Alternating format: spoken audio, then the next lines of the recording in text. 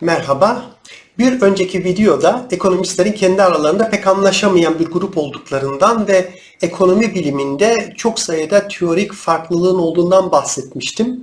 Bu videoda devletin ekonomide oynaması gereken rol üzerine ortodoks ve heterodoks iktisatçıların farklılıklarını kısaca gözden geçireceğim. Bu konunun detaylarını da tabii ki daha sonraki videolarda açıklayacağım. Bu videoları çekmeye beni motive eden önemli bir faktör, bir gazetecinin Türkiye'deki gençliğin önemli bir kısmının politik olarak milliyetçi ve ekonomik olarak da liberal olduğunu söylemesi oldu. Milliyetçilik konusunu ileriki videolarda belki ele alabilirim. Bir ideoloji olarak milliyetçiliğin tarihsel süreçte nasıl ortaya çıktığını ve toplumların feodalizmden kapitalizme geçiş süreciyle ilişkisini belki anlatabilirim. Ama ben bu videoda daha çok ekonomik liberalizm ve alternatifi olarak devletçi politikalar üzerine konuşmak istiyorum. Liberal ve heterodoks ekonomistler arasında özellikle devletin ekonomide oynaması gereken rol konusundaki farklılıkların çok iyi anlaşılmasında yarar var. Öncelikle vurgulamalıyım ki liberal ve devletçi politikalar üzerine yapılan tartışmaların aslında kapitalizm ve sosyalizm tartışmaları ile pek bir ilgisi yok. Bu çok sık yapılan bir hata. Burada bahsedeceğimiz konu kapitalist sistemde devletin oynaması gereken rol üzerine. Sosyalizm bambaşka bir sistem ve kapitalizmde daha devletçi politikaların aslında sosyalizmle çok da bir ilgisi yok. Ortodoks ya da liberal ekonomistler devletin ekonomide çok sınırlı bir rol oynaması gerektiğine inanıyorlar. Onlara göre serbest piyasa ekonomisi hem hızlı bir ekonomik büyüme hem de herkesin ekonomiye yaptığı katkı kadar gelir elde ettiği son derece adil bir gelir dağılımını öngörüyor. Heterodoks ekonomistler ise serbest piyasa ekonomisinin istikrarsızlıklar ve eşitsizlikler yaratacağı inancından hareket ederek devletin bu sorunları çözmek için piyasaları düzenlemesi gerektiğine inanıyorlar. Peki bu iki görüş hangi nedenlerle bu kadar keskin biçimde birbirlerinden ayrılıyorlar? Bu görüş farkının arkasında neler yatıyor? Bunların anlaşılması elbette ki son derece önemli. Bu konuda şimdilik ispatlayamayacağım ve bunun altını çizmek istiyorum. Yani şimdilik ispatlayamayacağım bazı önerilerde bulunmak istiyorum. İleriki videolarda elbette ki bunların detaylarını açıklayacağım. Öncelikle belirtmeliyim ki gençliğin liberal politikalara yönelmesini bir bakıma anlayabiliyorum.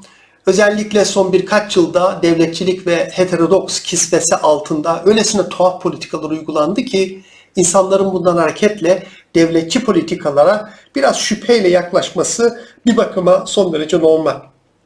Buna bir de liberal iktisatçıların küçümsenemeyecek olan etkilerini de eklemekte yarar var. Örneğin popüler iktisatçı ve üstadımız Mahfi Eğilmez bir tweetinde şöyle yazmıştı. İngiltere'de okuyan bir ekonomi öğrencisi heterodoks politikayı kitaptan okuyarak zihninde canlandırmak zorunda. Oysa Türkiye'de okuyan ekonomi öğrencisinin görerek öğrenme fırsatı var. Şimdi bu tweet'i naif bir biçimde okursak Türkiye'deki öğrencilerin aslında şanslı olduğunu düşünebiliriz. Ama burada bir kinaye seziliyor.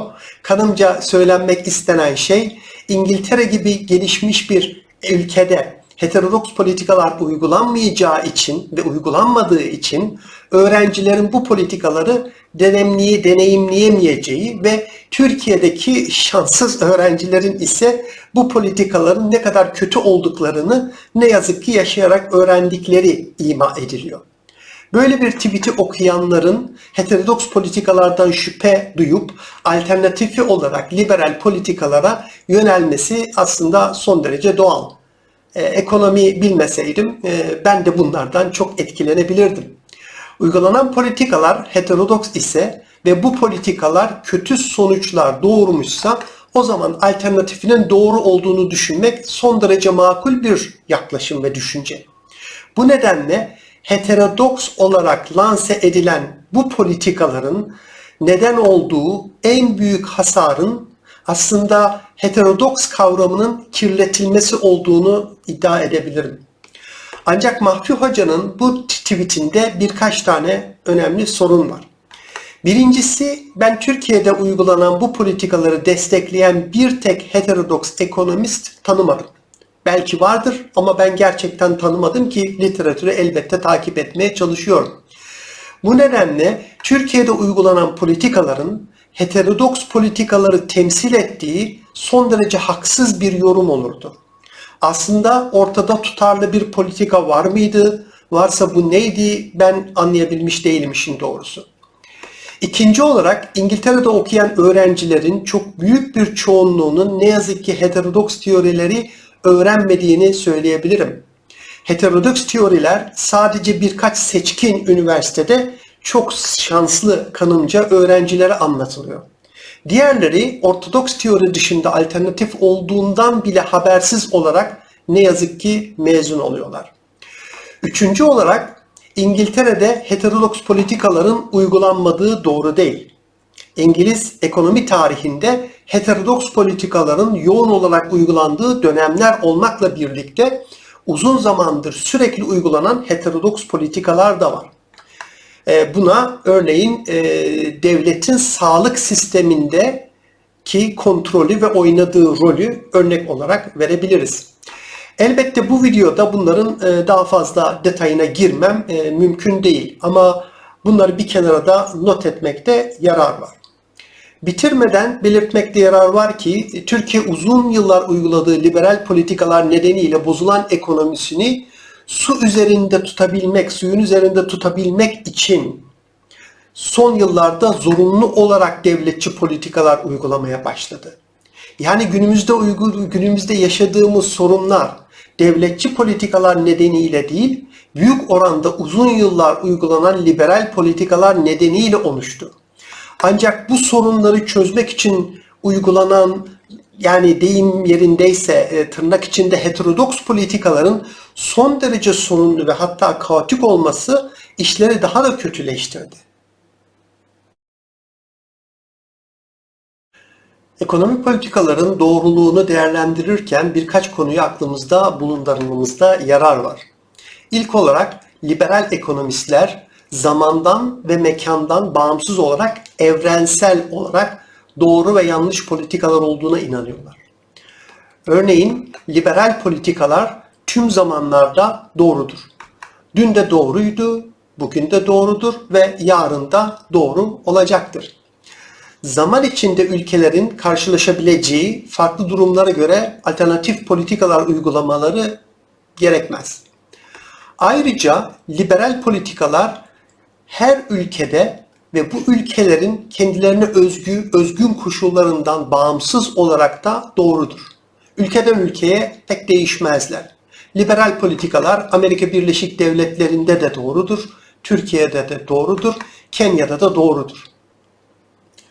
Ancak dogmatik bir biçimde uygulanan liberal politikalar birçok ülkenin sorunlarına elbette cevap veremezler.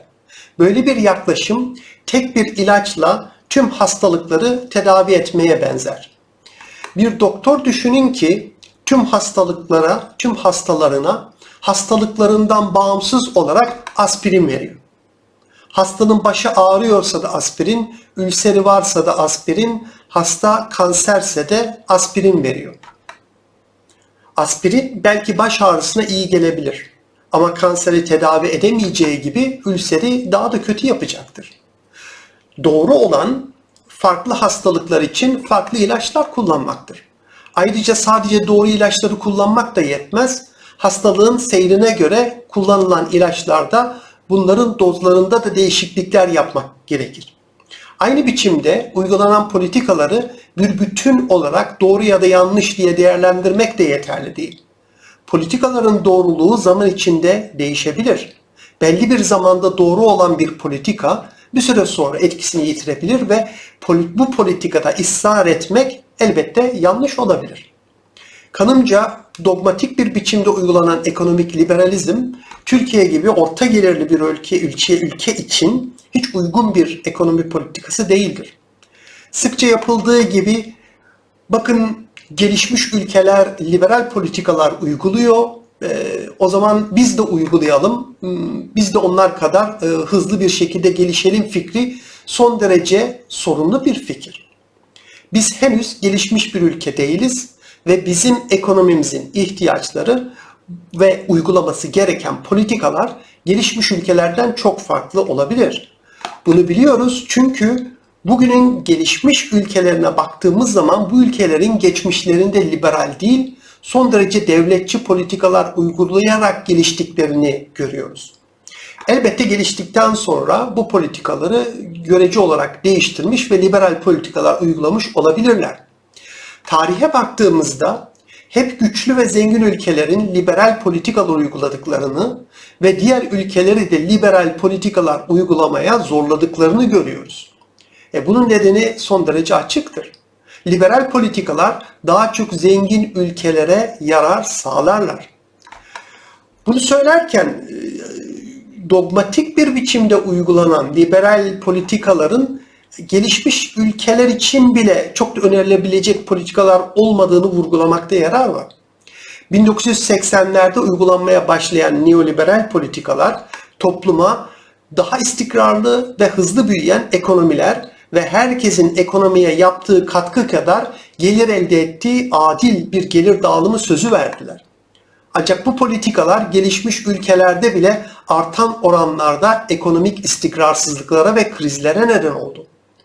Daha hızlı ekonomik büyüme gerçekleşmediği gibi 2008 yılında bu ülkeler tarihlerindeki en büyük krizlerden bir tanesini yaşadılar. İkinci olarak uygulanan politikaların kim için doğru, kimin çıkarları doğrultusunda olduğuyla da ilgilenmeliyiz. Çünkü uygulanan her politika toplumun çeşitli kesimlerini farklı biçimlerde etkileyecektir. Liberal politikaların zengini daha zengin ve yoksulu da daha yoksul yaptıkları çok bilinen bir şey. Liberal ekonomistler ekonomi büyüdüğü sürece bundan en yoksulların da pay alacaklarını, bu nedenle gelir dağılımının zenginler lehine bozulmasının önemli bir sorun olmadığına inanıyorlar. Ancak 1980'lerden sonra uygulanan liberal politikalar ekonomileri daha hızlı büyütmediği gibi hemen tüm ülkelerde gelir dağılımının bozulmasına neden oldular. Yani pasta büyümezken pastadan zenginler daha büyük bir pay alır oldular. Yine belirtmekte yarar var ki günümüzde zengin ülkelerin en liberallerinde bile hala ciddi devletçi politikalar uygulanıyor. Kuzey Avrupa ülkeleri gibi bazı zengin ülkelerde ise devletçi politikalar oldukça yüksek seviyelerde. Aslına bakarsanız 1980'lerden itibaren daha liberal politikaların uygulandığı ülkelerde devletin ekonomiye müdahalesinin pek de azalmadığı, devletin pek de küçülmediği ama politikaların biçim değiştirdiği sıkça dile getirilmiştir. 1980'lerden önce devlet biraz daha işçilerden ve birazcık daha yoksullardan yana politikalar uygularken 1980'lerden sonra gittikçe artan oranlarda zenginler ve sermayedarlar lehine politikalar uygulanan olmuştur. Yani devlet müdahalesi azalmak yerine daha çok müdahalelerin biçiminin değiştiğini söyleyebiliriz. Tabii bunları söylerken devleti her derde deva bir ilaç gibi de görmek doğru olmaz. Özellikle Türkiye'de sıkça yapıldığı gibi devleti fazlaca kutsallaştırmamak lazım.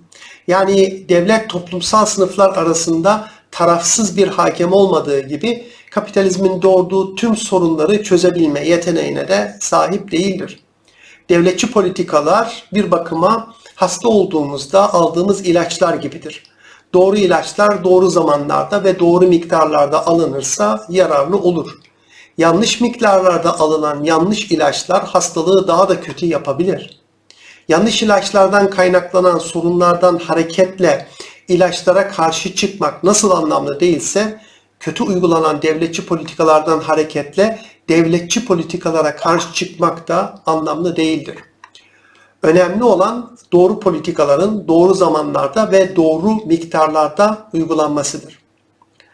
Burada nedenselliğin doğru anlaşılması çok önemli. Kötü uygulanan politikalardan hareketle devletçi politikalara tümden karşı çıkmak Hastanelerde ölüm oranları yüksek diye hastanelere karşı çıkmak kadar anlamsızdır. Bir trafik kazasında yaralandığımızda hastaneye gideriz. Doktorlar bazen bizi kurtarabilirler ve bazen de kurtaramazlar.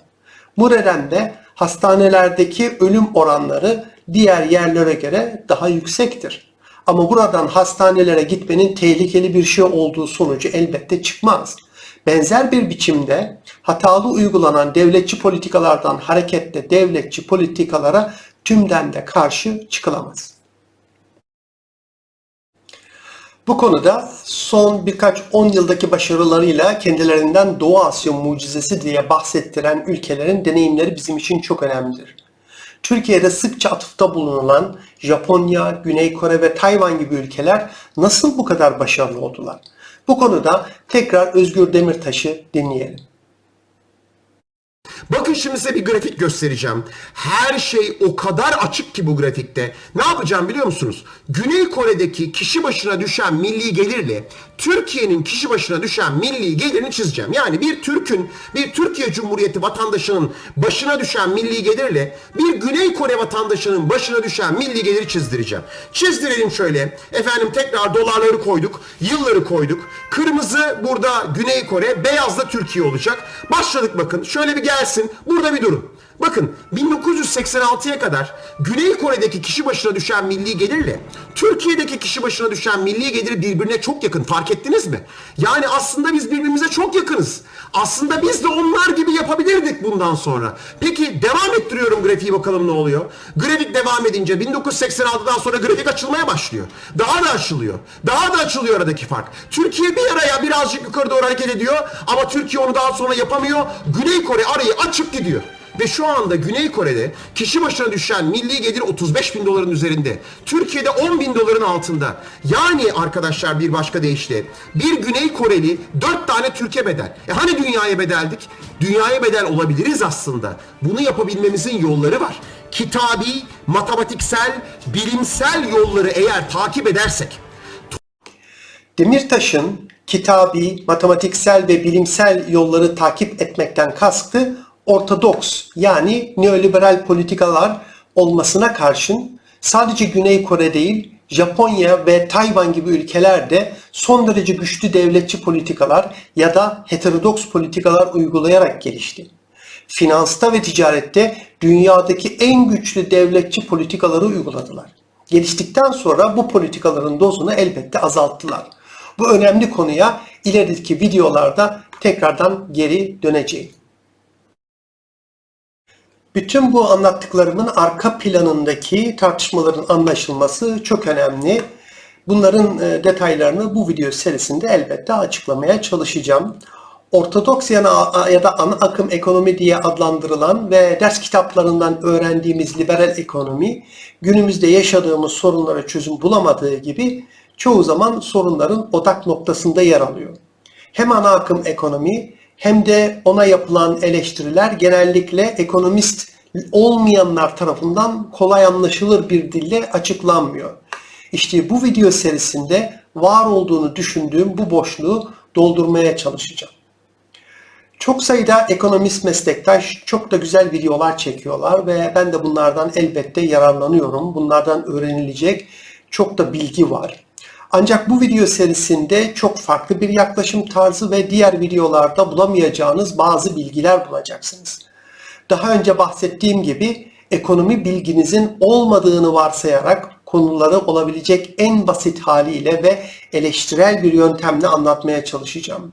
Ancak konuları daha iyi anlayabilmek için tüm videoları ardı ardına izlemenizi tabii ki tavsiye ediyorum. Bir sonraki videoda görüşmek üzere. Şimdilik hoşça kalın.